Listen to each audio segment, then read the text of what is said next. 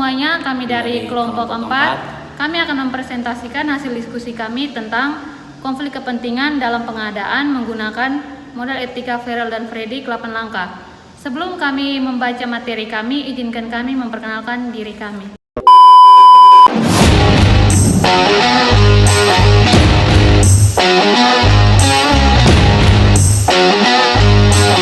A few moments later. Studi kasusnya di sini adalah manajer memilih vendor dari perusahaan milik saudaranya untuk pengadaan barang tanpa proses tender. Berikut penerapan 8 langkah model etika Farrell dan Fredriknya. Yang pertama, kenali masalah etika. Masalahnya adalah konflik kepentingan. Manajer memanfaatkan posisinya untuk memberikan keuntungan pribadi kepada keluarganya tanpa proses yang adil. Yang kedua, mengumpulkan fakta. Proses pemilihan tidak mengikuti prosedur resmi, vendor lain tidak diberi kesempatan, dan hubungan keluarga tidak diungkap, yang menunjukkan adanya pelanggaran kebijakan internal. Yang ketiga, mengidentifikasi pihak yang terlibat. Adapun pihak yang terlibat adalah yang pertama manajer, yang kedua vendor saudara, yang ketiga vendor pesaing, yang keempat perusahaan dan karyawan, yang kelima publik atau konsumen. Yang keempat, pertimbangan alternatif. Pertimbangan alternatif dibagi menjadi 3. Yang pertama, melanjutkan kontrak dengan vendor saudara tanpa tender. Yang kedua, menghentikan proses mengungkap konflik dan membuka tender. Yang ketiga, manajer mengundurkan diri dari proses dan menunjuk tim independen. Yang kelima, evaluasi alternatif dari perspektif etika.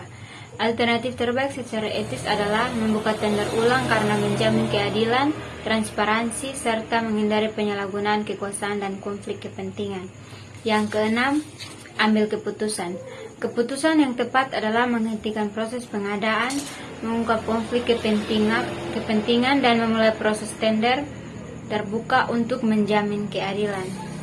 Yang terakhir, implementasi keputusan.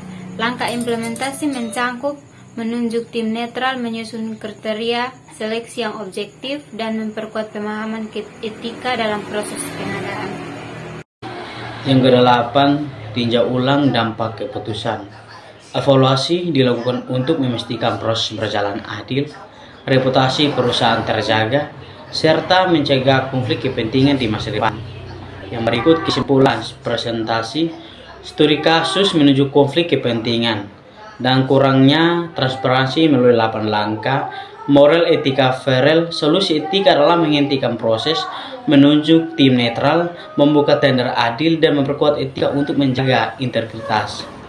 Yang berikut jawaban pertanyaan. Apakah transparansi dan keadilan telah ditegakkan? Transparansi dan keadilan belum ditegakkan karena ada konflik kepentingan dan tidak dilakukan proses tender yang adil.